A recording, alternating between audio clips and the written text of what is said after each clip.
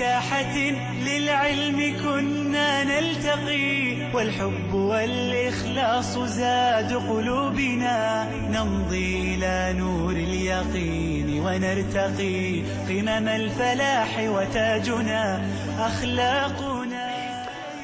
Assalamu alaikum wa rahmatullah, bienvenidos de nuevo a Consultas Islámicas aquí en Córdoba Internacional TV, el espacio semanal en el cual tratamos, alhamdulillah, diferentes aspectos, diferentes temas relacionados con el Islam, con la jurisprudencia islámica, siempre intentando aclarar estos temas en compañía de dos queridos hermanos y compañeros que son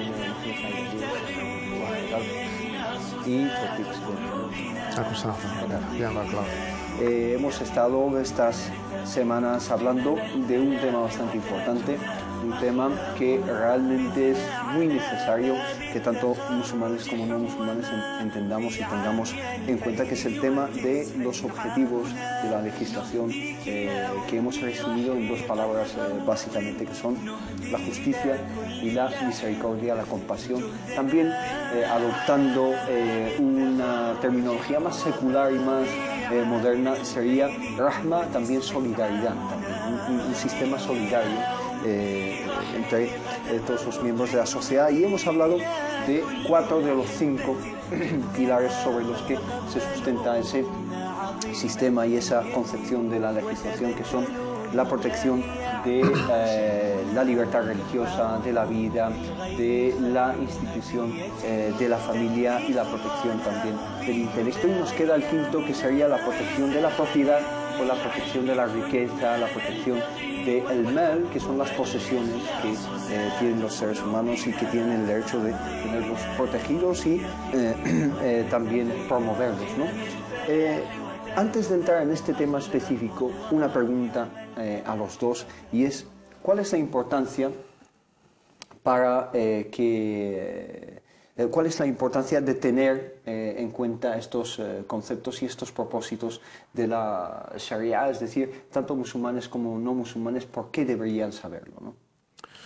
Alhamdulillah, salatu wassalamu ala mulana rasulillah wa ala alihi wa sahbihi man wala. En el nombre de Allah, el clemente, el misericordioso, alabado sea Allah subhanahu wa ta'ala, paz y bendiciones sobre su último mensajero, el profeta Muhammad, sobre su noble familia y sus nobles compañeros, y sobre todos nosotros que estamos siguiendo su sunnah hasta el día de juicio final. Amén. La verdad, estos maqasid o estos propósitos de la Sharia islámica, de ellos, la lectura que han hecho nuestros sabios, ulemas, eruditos, es que depende de ellos la vida. Por eso son, en términos técnicos, son darurat. Son algo tan necesario que de ellos depende la vida incluso. Y están en una categoría por encima de casi de todo. Y de esto pues tenemos, como tú bien has dicho, la religión por encima, después la vida, el intelecto, la familia como una institución y, por supuesto, los bienes, la riqueza, la economía en general. Esto es muy importante porque esto va de una manera equilibrada, toda una armonía con esta filosofía islámica del propio ser humano. El propio ser humano en la concepción islámica es bidimensional, esta dimensión material, donde está esto del mal o de los bienes. Y también espiritual. Y también espiritual. Y por eso siempre ha sido tratado, y esto nuestro amado y querido mensajero sallallahu incluso lo ha enfatizado en el famoso hadith, que es el edificio del Islam, o estos edificios del Islam. El Islam ha sido construido, edificado sobre estos 5 pilares: la shahada, esta declaración de fe, el ser humano es siervo de un Dios que ha sido pues creado por él, y de ahí el mensaje de todos los profetas y mensajeros. El último de ellos es Muhammad sallallahu alaihi wasallam. Después viene la salat, la oración, y la saque, el ayuno y la peregrinación. Y dentro de estos 5, pues está también presente este propósito de una manera u otra en la saque. Y ahí está esta gran importancia. Pero también me refiero a que es un legado olvidado, ¿no? Este legado de los propósitos. Nos hemos concentrado, quizá como musulmanes, y es una autocrítica, nos hemos concentrado en las formas, nos hemos olvidado del contenido, del objetivo, del propósito, de la finalidad, del rumbo, ¿no?, al que tenemos que enderezarnos de nuevo. Y al olvidarnos de estos objetivos y al olvidarnos de este legado, también hemos fallado al darlo a conocer al resto de la humanidad. Y por eso, pues es lógico incluso que haya tópicos y estereotipos acerca de palabras como la Sharia, como el fiqh, como el Islam en general, ¿no? Bismillahirrahmanirrahim, alhamdulillah, sallallahu alaihi wa baraka ala mulana rasulillahi wa alihi wa sahbihi wa man walah, en el nombre de Allah, el misericordioso y el clemente. Alabado sea Allah, que la paz y las bendiciones de Allah sean con su amado profeta Muhammad, sus familiares, compañeros y aquellos que siguieron su vida con bondad y rectitud hasta el día del juicio final. Exactamente, como acabas de mencionar, hermano Hisham, nos hemos centrado, ¿no?, en lo aparente, en las apariencias, digamos, en el significado literal y externo, ¿no?, de las enseñanzas del Islam, y nos hemos estancado, ¿no?, en las prácticas, en los rituales, y nos hemos olvidado, ¿no?, de la moraleja, de la sabiduría, de los propósitos, de la filosofía del Islam y la filosofía de la legislación islámica. Por lo tanto, no lo hemos disfrutado nosotros los musulmanes, no lo hemos percibido correctamente, no lo hemos concebido correctamente, no lo hemos reflejado correctamente en nuestra vida. Por lo tanto, a la hora de transmitírselo a los demás, lo hemos transmitido mal y hemos dado lugar a que se generen efectivamente esos tópicos y esos malos conceptos respecto al Islam y a los musulmanes. No siempre, ¿no?, justificados desde esa ignorancia y esa mala práctica de los musulmanes o la ignorancia, sí, por parte de los no musulmanes, pero sí a veces malintencionada y bien orquestada, porque muchas de las dudas, las conjeturas, muchas de las críticas que han sido emitidas o muchos de los tópicos que han sido creados respecto al Islam han sido, digamos, obra de gente estudiosa, ¿no?, orientalistas, sí, y ideólogos que han profundizado mucho en el Islam, han sabido su grandeza, han palpado esos propósitos y han visto la grandeza de ese Islam, pero sí han pretendido manipular y tergiversar los significados y transmitirlo de una manera... El no musulmán de a pie en la calle es víctima tanto de ese discurso que tú bien mencionas, pero también es víctima de la incapacidad del musulmán, o hablamos genéricamente y sí, generalizantemente, sí, aquí, ¿no? La incapacidad de los musulmanes de generar un discurso y un corpus de conocimiento que contrarreste ese, ¿no? Coincido totalmente contigo, y yo creo que los primeros damnificados en esta cuestión son los propios musulmanes, porque tienen un legado tan rico, tan importante, tan bello y tan beneficioso, del cual no están gozando y no están disfrutando. O sea, yo como musulmán, si no percibo la filosofía de esos 5 pilares de la oración, yo rezo 5 veces al día, si no percibo la dulzura del rezo, la belleza del rezo, se va a convertir en una carga. Me tengo que levantar a primera hora de la mañana, me tengo que mojar con agua y hacer la ablución, luego estar pendiente de los horarios, y muchos de nosotros decimos, bueno, me he quitado de encima el rezo. ¿Te has rezado? Pues sí, me lo acabo de quitar de encima. Y el profeta Muhammad sallallahu alaihi wasallam, cuando hablaba de rezo, decía, haznos descansar, oh Bilal, en la oración,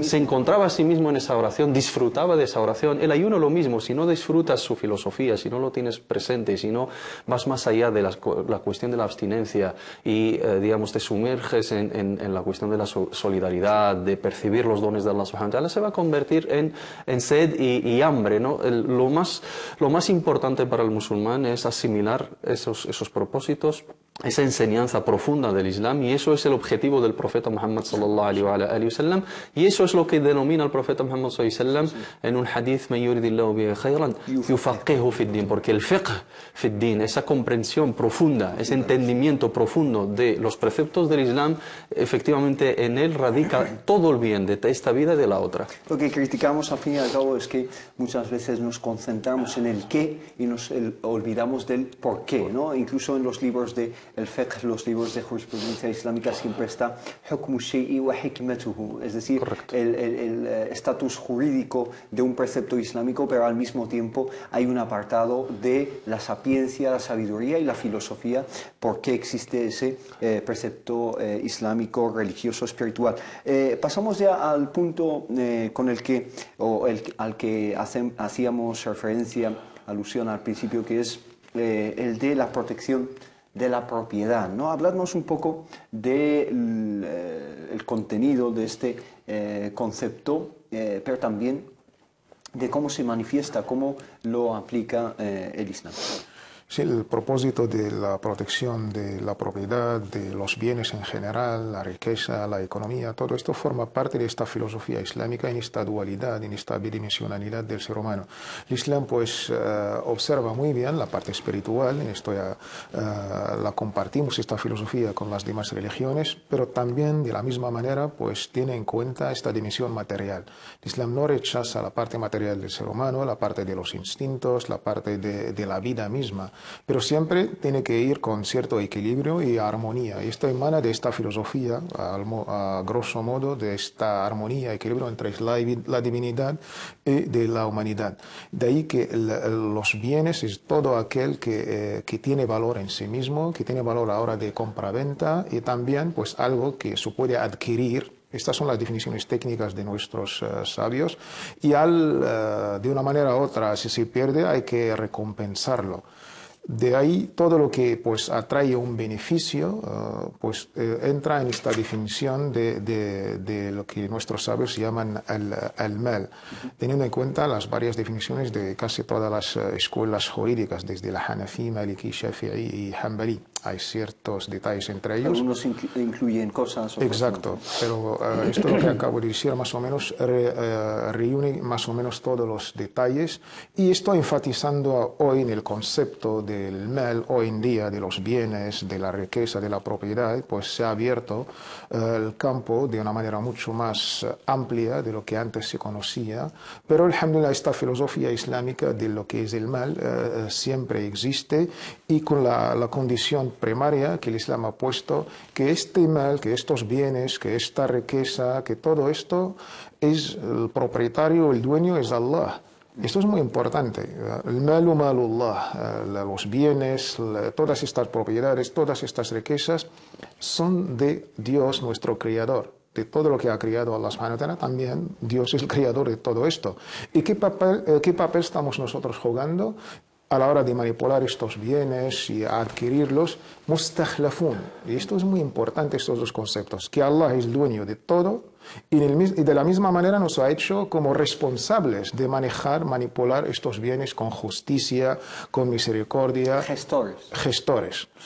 Tenemos la gestión, ¿no? Digamos. Tenemos esta gestión bajo los mandatos de Allah. Estas dos condiciones nos ponen de una manera u otra entender esta filosofía, cómo protegerla y llevarla a cabo con esta justicia, con este equilibrio y con esta solidaridad. No vamos a tener pues injusticia económica, no vamos a tener pobreza, no vamos a tener pues gente que está viviendo bajo el umbral de la pobreza, y las riquezas, los ingresos, todo esto, teniendo estos conceptos, yo creo que entender este propósito de Hifdh al-Mal es muy importante tenerlo en cuenta. Entenderlo y aplicarlo, porque sobre todo. Hablas de la pobreza, gente que vive por debajo del umbral de la pobreza. Ese fenómeno existe en muchos países musulmanes, pero quizá es por su poca capacidad de practicar estos ideales, ¿no es así? Lo que nos pasa es no darle la importancia, ¿no?, a este aspecto, a este recurso, ¿no? El Islam, cuando vela por proteger esta fuente, ¿no?, este recurso importante para el desarrollo de la misma vida, ¿no? Porque vela por la protección de los bienes, la propiedad, la actividad económica. ¿Por qué se mete en todos estos asuntos el Islam?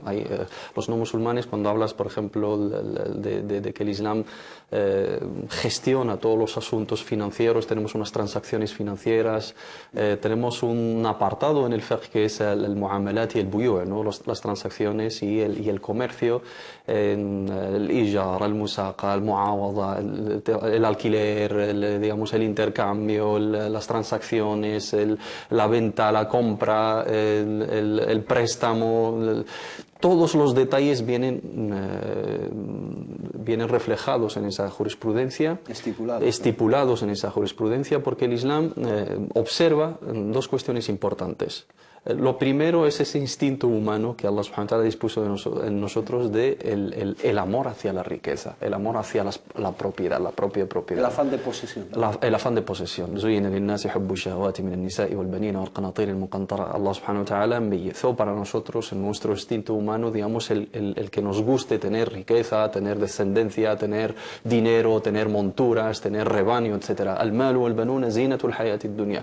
Uno de los bienes mundanos atractivos para el ser humano es el dinero.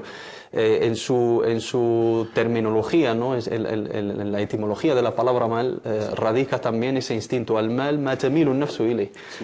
Aquello que se inclina hacia él, el instinto humano, y gustamos. ولو أن لابن آدم واديا من ذهب لتمنى أن يكون له واديان ولم يملأ جوف ابن آدم إلا التراب. El profeta Muhammad sallallahu alaihi wasallam dice, si un ser humano tuviera un río de oro, desearía que tuviese más y más y más y más, y nunca saciaría, ¿no?, esa ansia de posesión. Y el mal es el origen de mucho mal. También. Efectivamente, de mucha maldad, de mucha disputa. Por eso el Islam viene a regularlo y viene a proteger el ser humano de que se desvíe y vaya hacia un capitalismo feroz, agresivo, o también opte por una postura muy intransigente y radical como sería el comunismo, y ha estado en el centro, ¿no? En el medio, una posesión intermedia. Protege el derecho a la propiedad, protege el derecho de la posesión, la reconoce, entiende ese instinto humano, pero al mismo tiempo siempre vela por la solidaridad, vela por la justicia, vela por, digamos, una responsabilidad en el gasto de ese recurso importante, y también tiene en cuenta otro factor importante, que es que ese mal, que esos bienes, que esa riqueza es fundamental para el desarrollo de una vida. Cuando hablamos de la religión, hablamos de la vida, hablamos de la familia y hablamos del intelecto. Sin recursos económicos no hay desarrollo humano. Por lo tanto, pone todo un sistema de valores para que proteja esa riqueza, proteja ese recurso y esa fuente, ¿no?, de desarrollo humano, si se puede decir, a través de unos mecanismos. Primero, fomentando, ¿no?, el kasb al-halal, llamando hacia el sustento lícito, que todos hagamos una actividad comercial. Y cierra la puerta a la especulación, a la injusticia, en el sentido de conseguir el dinero, adquirir una riqueza de maneras ilegales y de maneras ilícitas, fraudulentas, y al mismo tiempo especulando. Cualquier dinero no basado sobre una actividad comercial, el Islam lo pone en entredicho. Luego, las transacciones financieras, los créditos, los préstamos, las ayudas, siempre contempla la parte solidaria para que no se utilice la necesidad de los demás. ¿Por qué? Porque no hay que olvidar esa gerencia del ser humano, por ese recurso. Si Allah subhanahu wa ta'ala, que dice en el Sagrado Corán, Allahu faddala ba'dakum ala ba'din fi rizq, ha preferido a algunos sobre otros en la cuestión de la riqueza por la sabiduría y el sustento, por la sabiduría que Allah subhanahu wa ta'ala sabe, no es para, digamos, utilizar esa necesidad, abusar de la necesidad de los demás y humillarles y de aprovecharnos de su vulnerabilidad y olvidarnos de su necesidad, y olvidarnos de que ese sustento no es nuestro, porque podríamos haber estado podremos estar en el lugar del que pide en vez del que da. Entonces siempre tiene que estar presente la solidaridad, y pone uno de los pilares de toda la religión islámica, el azaque, que es un acto solidario, un acto basado sobre la economía, basado sobre ese recurso económico, entre otras muchísimas cosas que nos dan a entender que la filosofía del Islam en la cuestión del mal, de la riqueza y la propiedad es muy, muy justa. Esto daría para mucho tiempo hablar de estos temas. Ha dicho el hermano Mohammed Said que la posición, mejor dicho, del Islam es intermedia entre, si se puede decir, entre un capitalismo y un socialismo, ¿no? Porque dejar riendas sueltas al capital que se apodere de la gente, digamos, aproveche de la gente, sería algo monstruoso, como lo hemos visto en muchos casos a través de la historia. Hablamos un poco de esto y de la filosofía de este precepto que has mencionado, que es obligatorio para ciertas personas que tienen pues abundancia en riqueza, que es el azaque, ¿no? ¿En qué consiste también? Esta filosofía islámica siempre tiene en cuenta pues esta wasatía, este equilibrio, esta armonía entre todo, no solamente en lo que hemos mencionado, sino también a la hora de tratar un tema tan importante que es esto de la riqueza, la propiedad, la economía, los bienes. Siempre pues hemos visto durante la historia estos extremos y de la otra parte también defectos. Incluso en la filosofía socialista, sobre todo comunista, el mal mayor es la propiedad. Sí. Y después viene la familia. Esto ya Friedrich Engels junto con Karl Marx pues lo han explicado en su libro conjunto. La propiedad y la familia, pues los dos han hecho pues para ellos todas las maldades a la hora de incluso tener estas injusticias a nivel de la propiedad y de la economía y tener esta clase social de obreros o de trabajadores. Proletariado, ¿no? Proletariado, exactamente. Teniendo en cuenta el contexto de la revolución industrial y ahí surgió este capitalismo pasando por lo que hoy tenemos hoy en día, un neoliberalismo salvaje, esto sin tener en cuenta pues los derechos humanos, sin tener en cuenta pues lo que el Islam lo llama el fitra, este estado innato de adquirir, de tener esta posesión, pero siempre cumpliendo también con los deberes que el Islam ha puesto en su jurisprudencia. En este mundo, pues como hemos dicho, si estamos como responsables, como gestores de todo esto, y luego vamos a rendir las cuentas ante Allah subhanahu wa ta'ala. En un famoso hadith, pues Allah subhanahu wa ta'ala habla que de las primeras cosas que vamos a hacer interrogados o preguntados ante Allah subhanahu wa ta'ala en el día de juicio final será esto, los bienes, de dónde los hemos adquirido y también dónde los hemos gastado, donde estos dos conceptos, cómo adquirir debe ser pues lícito, halal, y también a la hora de gastarlo tiene que ser halal. Las dos condiciones pues reúnen esta filosofía. La fuente y el destino. Las dos, la fuente y el destino a la hora de adquirir estos bienes o incluso esta filosofía de la economía islámica están muy importantes. Y esto pues nos hace, de una parte, situarnos de una manera de esta personalidad islámica a la hora de hablar de esta economía o estas transacciones o finanzas islámicas. Reconocemos pues la propiedad privada, pero también reconocemos lo que es la propiedad pública. Y los derechos de... Y los derechos de ambos. Y de esto el Islam pues siempre ha tenido en cuenta pues gestiones muy importantes a la hora de hablar de estos términos económicos y protegerlos. Primero, el Islam registró algo muy importante en el siglo VII para entenderlo. Sí. Hablo de algo que es la aqd del contrato. Los pactos económicos, las compras-ventas, los contratos son muy importantes a la hora de gestionar esto. Y esto es muy importante. Tenemos en la cultura occidental hasta ayer, un par de siglos, se habló de registrar de estos contratos, de una filosofía y dando el derecho incluso a la mujer en aquellos siglos, que últimamente aquí, hasta en el siglo XX, pues en Francia, por ejemplo, la mujer por sí misma no podía hacer ningún contrato económico de compra y venta, tiene que ser su marido, su hermano o su padre, pero esto, un contrato económico de compra y venta, el Islam lo ha ya asegurado hacia 15 siglos. Esto es muy importante, incluso la alía más larga del Corán habla de esto, de sí. Préstamos, de cómo registrarlos. El segundo capítulo, al final del segundo capítulo. Exacto, yo creo que esto es esta filosofía islámica de esta wasatía entre lo que es el comunismo, el socialismo científico, como lo llaman, y el capitalismo. Y la Saki es teniendo este pilar junto con Tawhid, con la unicidad de Dios, junto con el ayuno, con el peregrinaje, son cosas espirituales, pero todo esto depende de este pilar que es el Hajj, por ejemplo. Hacer este peregrinaje pues depende sobre todo del mal o de las condiciones económicas. Sí. Y la filosofía de la Saki en Islam pues caiga en dos, podemos simplificarla o resumirla en dos conceptos, que estas fortunas o estos bienes nosotros solamente, para nosotros son un depósito y debemos llevarlo a la mejor manera posible, y luego esta fortuna debe repartirse entre todos los miembros de la sociedad. No debe estar solamente en el 10%, en el 1%, lo que hoy está pasando en la humanidad. Hay unos países que el 10% de la población pues están disfrutando de unas riquezas, de unas incluso cifras, y luego pues el 90% de la sociedad ni siquiera llega al fin del mes. Y si esto lo vamos a llevar a lo que es ahora los países más ricos del mundo, el G8, el G20, y luego el 80% que son de los países, ¿no? El primer mundo, el segundo mundo, el tercer aplicable mundo. a individuos y también... Esta es la filosofía islámica, desde el individuo, la comunidad, la sociedad y la humanidad. El Islam cuando legisla, cuando habla, no habla para dos o tres, no, habla para el conjunto de la humanidad.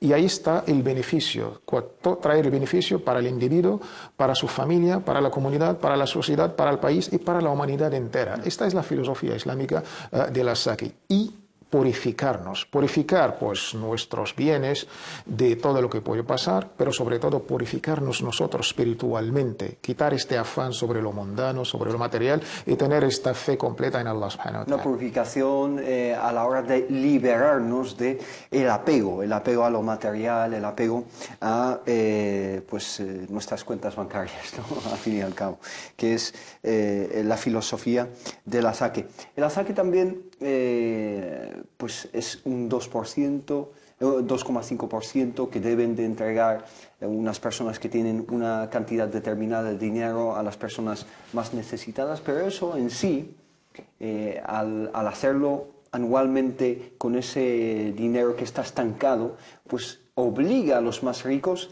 a que haya una circulación de capital. Es uno de los problemas más grandes hoy en día en el mundo, que hay trillones de dólares, de euros, que están totalmente estancados, que no están en circulación. Sí, es que el término zakah en árabe es nama, es crecimiento, sí. Traducido en términos comerciales es inversión. Entonces el Islam, cuando pone esa medida o cuando pone esa legislación de obligar a aquellas personas que tienen una riqueza que llega a un mínimo, que es el mínimo imponible, el nesab, y está durante todo un año parado ese dinero, significa que no lo necesita, lo tiene ahí estancado, le obliga a sacar una parte proporcional para gastarla en 8 recursos de la sociedad, 8 categorías necesitadas, ¿no? Personas necesitadas, la gente endeudada, los proyectos de bien común, los huérfanos, etcétera. Las 8 categorías mencionadas en la alea del zakah. Y eso obliga a que haya digamos una circulación, como bien has dicho anteriormente, de ese dinero, que haya un namá, que haya una inversión económica para que no se paralice ese bien, para que no se paralice ese recurso y haya una especulación.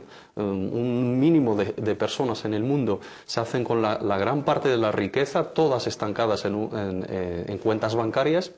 Esas cuentas bancarias la utilizan esas entidades financieras, que no es su dinero, para especular, para dar hipotecas y créditos y cobrar intereses de ese dinero estancado y pagar parte de esos intereses a los dueños de esas cuentas bancarias paralizadas, y eso no lo quiere el Islam. Abrimos la puerta a la especulación, abrimos la puerta a la injusticia, abrimos la puerta al abuso, ¿no? del poder, abrimos cuenta a la corrupción, abrimos cuenta al blanqueo de dinero, y los damnificados aquí, los perjudicados aquí son las clases pobres, las clases con recursos limitados, y aquí no hay una justicia social, y eso puede generar, digamos, esa lucha de clases, puede generar odio, puede generar, digamos, discrepancia y confrontación y delincuencia, y aquí el Islam también pone medidas, pues prohíbe robo, prohíbe, digamos, apropiarse de propiedades ajenas, obliga a indemnizar en el caso de causar algún perjuicio, algún daño en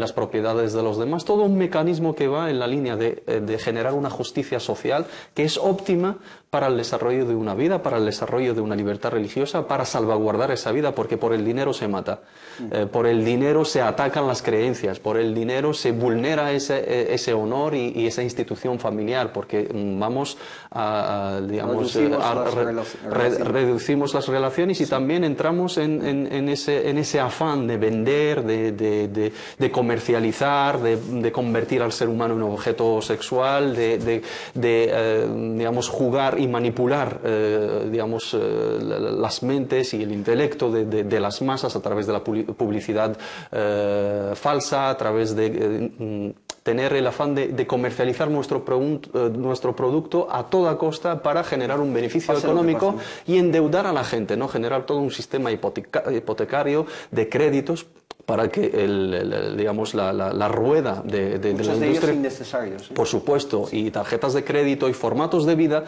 que nos obligan a consumir, nos obligan a apegarnos a esos instintos mundanos y no nos dejan liberarnos de lo material y centrarnos en lo más importante, que es nuestra relación con Allah subhanahu wa ta'ala, que debe ser reflejada a través de la solidaridad. Si rezas, si crees en Dios, si tienes tu espiritualidad, si todo eso no te lleva a ser solidario con los más desfavorecidos, agradeciendo los dones de Allah subhanahu wa ta'ala y reflejando esa solidaridad en los demás, no eres un ser humano. Por lo tanto, lo que pretende esa mentalidad capitalista, mentalidad que tiene el afán de riqueza por encima de todos los valores, es alejar al ser humano de su naturaleza humana y solidaria para dejarlo encarcelado, ¿no?, en esos instintos animales. Sí, deshumanizar al ser humano. Barakallahu fik, hemos llegado al final del tiempo dedicado a esta primera mitad. Inshallah volvemos dentro de muy pocos minutos con sus preguntas que ustedes nos envían y las respuestas que ambos hermanos plantean aquí en clase. Volvemos enseguida. للعلم كنا نلتقي والحب والإخلاص أمسينا على فطرة الإسلام. Estoy complacido con Allah como Señor. Allahumma aafini fi badani. Oh Allah, te pido conocimiento beneficioso. Allahumma salli ala Muhammad wa ala ali Muhammad. لا إله إلا الله وحده لا شريك له له الملك وله الحمد وهو على كل شيء قدير. No hay divinidad excepto Allah, único, sin asociados. A Él pertenecen la soberanía y las alabanzas. Y Él es omnipotente sobre todas las cosas. Decirlo 1 o 10 o 100 veces.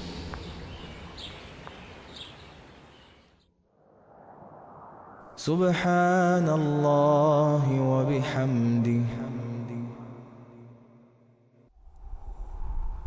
Alabado y glorificado sea Allah. Decirlo 100 veces.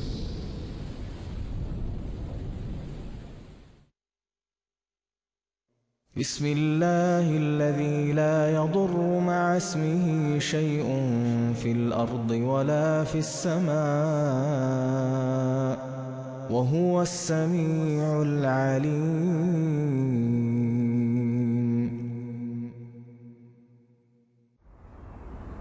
En el nombre de Allah, cuyo nombre protege contra cualquier daño en la tierra y en el cielo. Y Él todo lo oye, todo lo sabe. Decirlo 3 veces.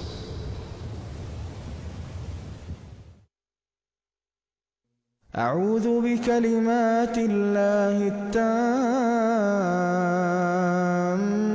التامات من شر ما خلق.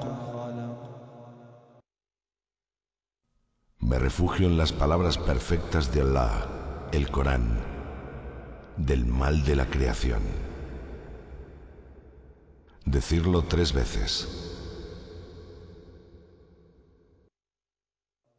رضيت بالله ربا وبالإسلام دينا وبمحمد صلى الله عليه وسلم نبيا ورسولا. Estoy complacido con Allah como Señor, con el Islam como modo de vida y con Muhammad, que la paz y las bendiciones de Allah sean con él, como profeta y mensajero. Decirlo 3 veces. حسبي الله لا إله إلا هو عليه توكلت وهو رب العرش العظيم.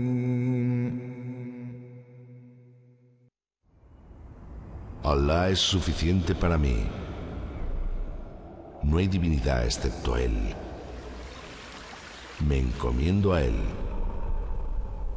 Y Él es el Señor del trono exaltado. Decirlo 7 veces.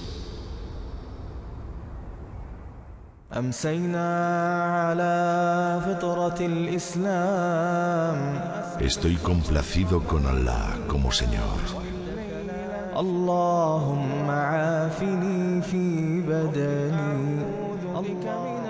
Oh Allah, te pido conocimiento beneficioso. Allahumma salli ala Muhammad wa ala ali Muhammad.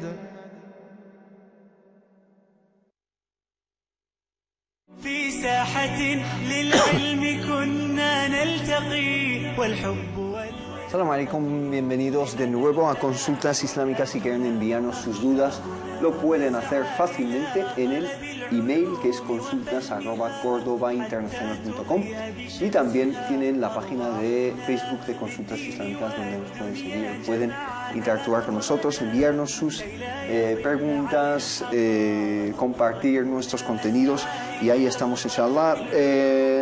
Vamos a empezar con las preguntas que nos envían los telespectadores. Nos pregunta Ismail, dice: Salam alaikum, mi pregunta es la siguiente, que está muy relacionada con todo lo que hemos estado hablando en estas partes introductorias acerca de la Sharia, ¿no? Dice: el ijtihad, el concepto de ijtihad, ¿es un deber para todo musulmán o basta conseguir la opinión de la mayoría de los sabios sin realizar un esfuerzo para entender el porqué de estas opiniones? Felicidades por el programa, barakallahu fikum. Sí, el ijtihad, traducirlo como este esfuerzo intelectual, tiene dos conceptos: el ijtihad al-am, de una manera genérica, y un ijtihad khas.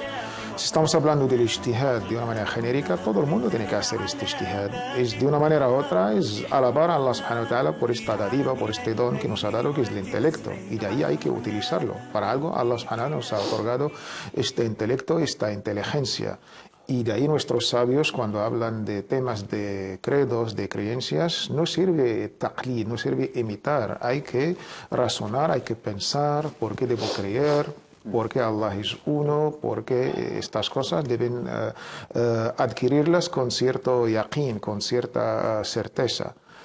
Cuando hablamos de términos jurídicos, este es el ijtihad de una manera khasa o particular, técnica. Esto está reservado a la gente del saber, a la gente que reúne pues las condiciones y las herramientas para ejercer este esfuerzo intelectual de los textos. Es decir, aquí estás hablando de un ijtihad específico, no el general. Exacto, con el que has empezado, que es derivar los juicios o veredictos desde los textos sagrados. Eso es específico. Esto no está al alcance de todo el mundo. Esto hay que estar muy bien preparado en todas las ciencias que atañen a este dominio del que es si estamos hablando del fiqh, de la jurisprudencia, si estamos hablando de otros campos, empezando por la lengua árabe, llegando hasta los fundamentos los fundamentos de la jurisprudencia islámica, teniendo en cuenta pues también el contexto y la realidad social donde estamos viviendo. Estas dos cosas, fiqh al-shar'i o fiqh al-waqi', pues la muy buena comprensión de la sharia y también la muy buena comprensión de la realidad. Entre estas dos cosas son las dos condiciones más que exige el Islam a la hora de ejercer este ijtihad. Incluso la persona que se describe como mujtahid, pues no es un erudito cualquiera, ¿no? No, es una eminencia, ¿no?, en el aspecto del conocimiento islámico. Tiene que ser una persona muy bien preparada en todas las disciplinas de la jurisprudencia islámica. Estamos hablando de una persona que obviamente memoriza el Sagrado Corán, obviamente tiene un conocimiento amplísimo del patrimonio profético a nivel de los Kutub al-Hadith, ¿no? Ha barrido, ¿no?, las grandes obras y todas decenas de miles de hadithes, sobre todo las obras más famosas y Kutub al-Sahah, etcétera, con un conocimiento profundo de la lengua árabe y sus herramientas, conocimiento de los fundamentos del derecho islámico, porque son las herramientas que se utilizan a la hora de deducir juicios legales, tener un conocimiento de las escuelas jurídicas, no las cuatro comparadas, no simplemente las cuatro, sino todo el patrimonio jurídico y todas las fatwas, tener un conocimiento del tafsir, tener un conocimiento del khilaf al-qira'i, de las diferencias, las divergencias en las versiones y las lecturas coránicas, un apartado importante, un conocimiento de la realidad, un conocimiento actualizado, académico, actual, ¿no?, de los conocimientos actuales, y en el aspecto personal tener at-taqwa y al-wara', ser una persona honesta, ser una persona piadosa y una persona con cierta conciencia de Allah, y finalmente, dicen nuestros sabios, tener ese don, esa malaka del istihad que Allah subhanahu wa ta'ala regala a unos cuantos de la umma. No cualquier sabio, por muy grande que sea en el conocimiento, puede ser un mujtahid en el término de referirse hacia él como mujtahid. Cuando se nombra fulán, hablamos de una eminencia, y cuando una referencia, y cuando escuchas sus veredictos y sus estudios y sus análisis en cuestiones, una coherencia, por supuesto, sobre todo las cuestiones novedosas, sobre todo las cuestiones que no tienen precedente y no tienen símil en nuestra jurisprudencia. Alhamdulillah, siempre han existido, siempre existirán, y es un campo abierto a toda la umma, inshallah, a todo aquel que se anime a ello, y esto es uno de los factores de la grandeza y belleza de nuestra jurisprudencia, es esa adaptabilidad y esa flexibilidad que se ajusta a todos los tiempos y espacios.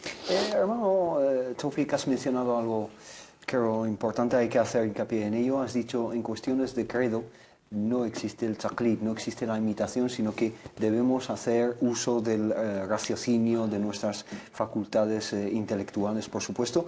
Pero ¿no ves que eso es un terreno un poco resbaladizo, especialmente cuando se trata de personas que no tienen ninguna cualificación, personas que quizá pueden malentender muy fácilmente tanto el Corán como algunos dichos del profeta Muhammad sallallahu alaihi wasallam? Es decir, si lo dejamos así al libre albedrío de cada persona, pues quizá puede provocar problemas, ¿no? No, cada cosa tiene sus condiciones, se adapta, si no es un campo abierto sin nada, sino al contrario, están las pautas, están las condiciones, están de una manera, hay cierta metodología de cómo pensar, cómo razonar. Y ahí nuestros sabios, a la hora de tratar estos temas, siempre lo han tratado de una manera racional. Temas tan complicados, pero utilizando la manera coránica. El Corán, cuando ya debatía incluso con los politeístas de la Meca, hablando de estos temas tan importantes, la unicidad de Dios, el mensaje de los profetas, el día del juicio final, la resurrección, hablaba con ejemplos palpables de la propia naturaleza, de utilizar nuestro intelecto, de preguntar, de reflexionar y de meditar el universo, esta naturaleza que Allah ha creado. De esto nos referimos. Si seguimos nuestra fetra, si seguimos nuestros sentidos, si seguimos la ciencia correcta y exacta, nos va a llevar a este camino de creer en Allah como creador de todo este universo y reconocer nuestra condición humana. De esto se refieren nuestros sabios a la hora de hablar de este tema del ijtihad. Pero en términos jurídicos, nuestros sabios, el mujtahid, lo detallan. Hay ciertas categorías del mujtahid. ¿Qué son las? El mujtahid mutlaq ya no existe. El mujtahid, el señor que reúne todas las condiciones. Sabe todo de todo. Es imposible. Enciclopédico. Es enciclopédico, polifacético, que reúne todas las, los conocimientos. Sí. Nuestros sabios hablan de una manera un poco, después de los 4 sabios de las 4 escuelas, ya no podemos hablar de un mujtahid. Y luego hay un mujtahid al-madhhab, un mujtahid dentro de la escuela jurídica. Sí. Y hoy en día, con la complejidad de la vida, se está hablando del ijtihad al-jama'i. hay que hacer colectivo. De esto se encargan estos centros de fatwas, estos complejos que hay ahora en el mundo islámico. Son instituciones más instituciones que para realizar esta obra tan importante del esfuerzo intelectual, de cómo interpretar los textos y deducir de ellos juicios, teniendo en cuenta la realidad, hace falta especialistas incluso, no solamente en las ciencias islámicas, en medicina, en todos los campos de la vida. Esto hay que dejarlo muy importante. Barakallahu Fik, si quieren contactar con nosotros, simplemente enviarnos sus preguntas a las vías que aparecen en pantalla y nosotros las respondemos aquí en directo. También nos pueden seguir a través de streaming en Facebook y en YouTube. Obviamente ahí pueden seguirnos en directo en nuestra emisión semanal, los lunes y los jueves a las 6 de la tarde. Hermano Mohamed Said nos pregunta... Malak dice, Assalamu alaikum, tengo conocimiento de que el Corán está dividido en suras, capítulos, aleyas, versículos y ajza, ¿no? También ahzab, se puede decir. Pero ¿en qué consiste esto? ¿A qué se refiere cada uno? La sura es el capítulo, es el conjunto de las aleas, de los versículos coránicos. En el Corán se conforma de 114 capítulos, iniciados por Surat al-Fatiha y terminados por Surat al-Nas, la gente, ¿no? 114 capítulos en un total, según digamos las versiones de Al-Ad, de las maneras de contabilizar, que no varían digamos la estructura de la alea, sino simplemente el inicio y el final, 6.214, 6.236 en función de... los versículos. Los versículos, sí, pero el cuerpo de esos versículos, por decirlo de alguna vez, es el mismo. Varía la contabilización de ciertas aleas en su inicio y en su final. Por ejemplo, y también si consideramos Al-Fatiha, el Basmala, perdón, Bismillah ar-Rahman ar-Rahim, que es el preámbulo, ¿no? Ese estribillo del inicio de cada sura, salvo la sura 9. Añadiría 103. Ahí está. Entonces sería un poco más la contabilización.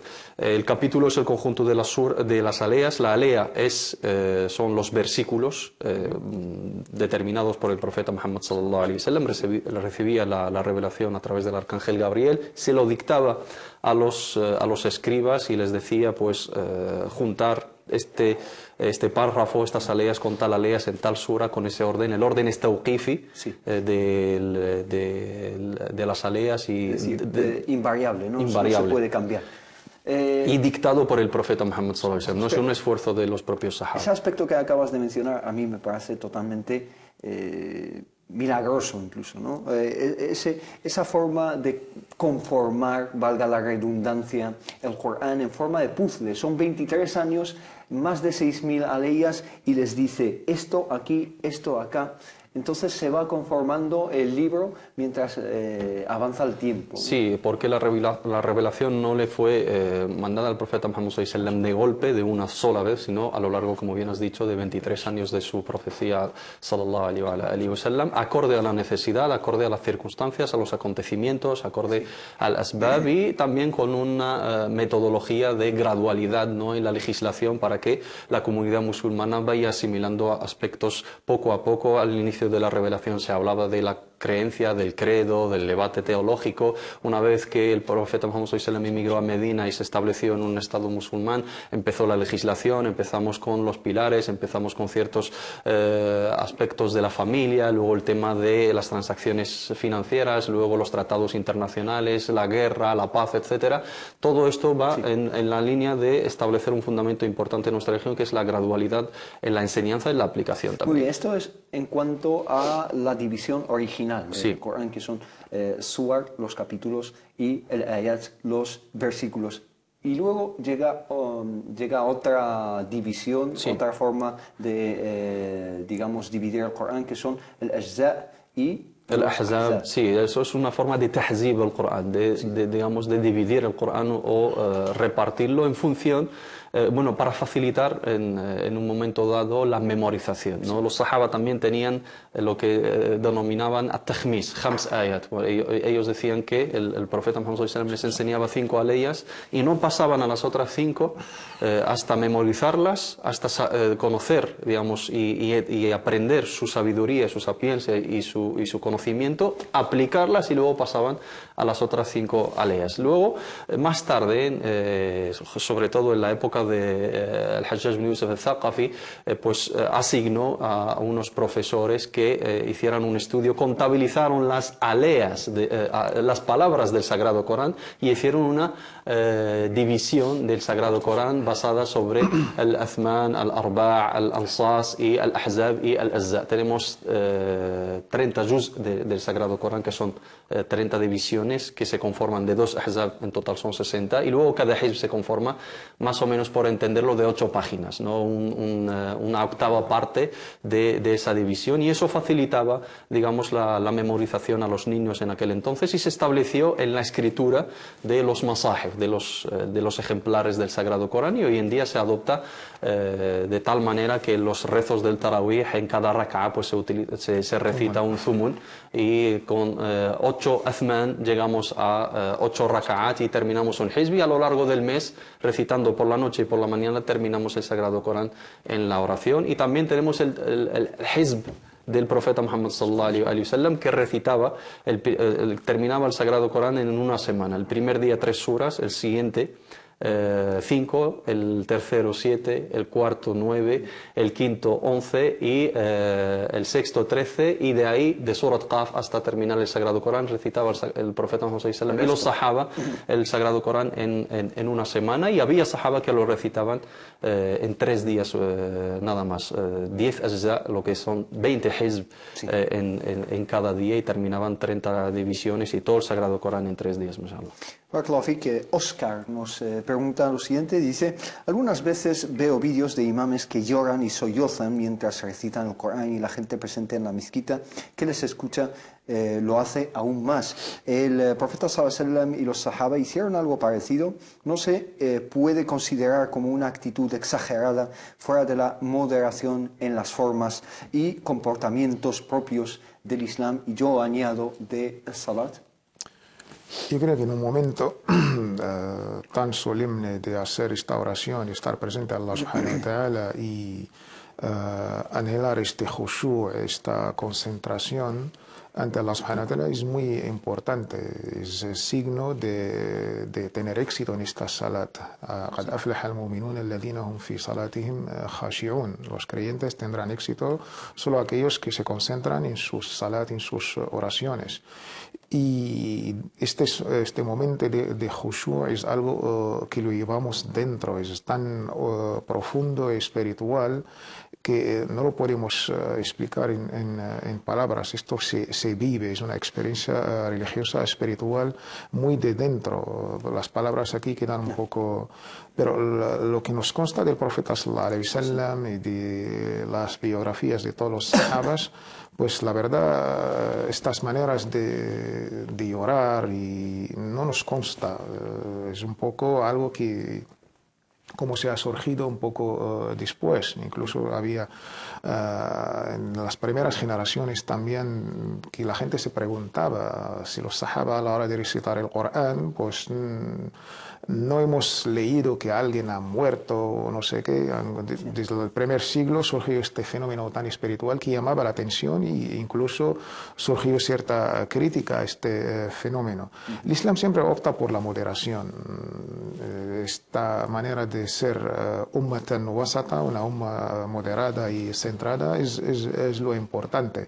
Sin embargo, también pues llorar por el temor de Allah subhanahu wa ta'ala, llorar por este khushu', por estar bien compenetrado y concentrado con el Corán, es una buena señal. En el hadith, aquel que llora por el temor, khashyatillah, pues será recompensado por este ojo no entrará al infierno, en palabras textuales del profeta sallallahu alaihi wasallam. Pero estos fenómenos que últimamente estamos que hemos visto en la tele, como ritual casi, ¿no? Sí, incluso personas que se preguntan, mira, es que yo no lloro como los demás, se hace como dudar de sí mismo. Y creo que hay que optar por la moderación y tener en cuenta que estás en la presencia de Allah subhanahu wa ta'ala. Barakallahu fik, creo que todos estamos de acuerdo en que, bueno, todos, es que es algo esencial en el salat, que es la concentración, ese khushu', esa presencia, ese hudur en la presencia de Allah subhanahu wa ta'ala. Pero esa escenificación, yo me atrevo a decir, de salat, incluso esos ruidos al sollozar y al llorar, ¿es algo aceptable o no? Yo cuestionaría un punto en la pregunta. La gente no suele llorar por el Sagrado Corán, sino llora en el momento del dua. Sí. Y eso lo vemos claramente en el Ramadán, por ejemplo, en el Tarawih.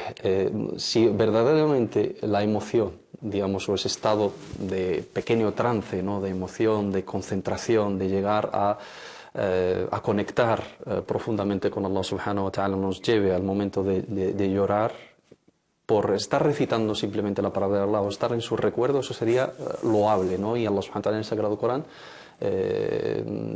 lo menciona. يبكون ويزيدهم خشوعا الله نزل أحسن الحديث كتابا متشابها مثاني تقشعر منه جلود الذين يخشون ربهم ثم تلين جلودهم وقلوبهم إلى ذكر الله وإذا تليت عليهم آياته زادتهم إيمانا وعلى ربهم يتوكلون.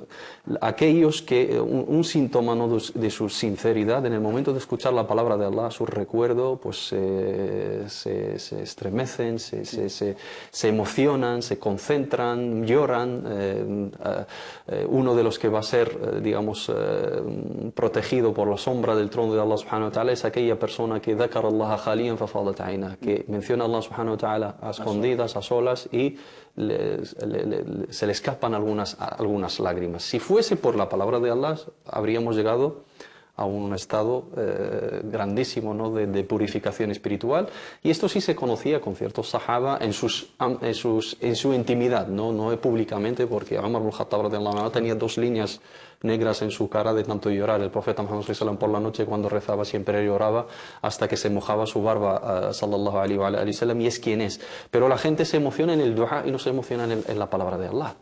En el Ramadán todo el mundo espera ese momento del qunut para entrar en esa emoción y empezar a seguir los llantos y los lloros del imam, porque se emocionan más con el dua que con la palabra de Allah. Cuando se recita a lo largo de todo el mes el Sagrado Corán, los 114 capítulos y los 60 ahzab, pocos se emocionan con la recitación del Sagrado Corán, pero en el momento de hacer el qunut, gran parte se emociona y todos no entramos en las intenciones, pero exagerar y convertirlo en una dinámica y buscar ese momento y forzarlo, yo creo que sale ya de la moderación y sale ya de esa sinceridad y sale de ese ikhlas lillahi azza wa jal. Lo único que estamos diciendo es que si es espontáneo no hay ningún problema con ello, pero que pues se busque de una forma escenificada, etcétera, que en algunos casos específicos sí que se sobreactúe, sí que existe esto, pues en ese caso ya caemos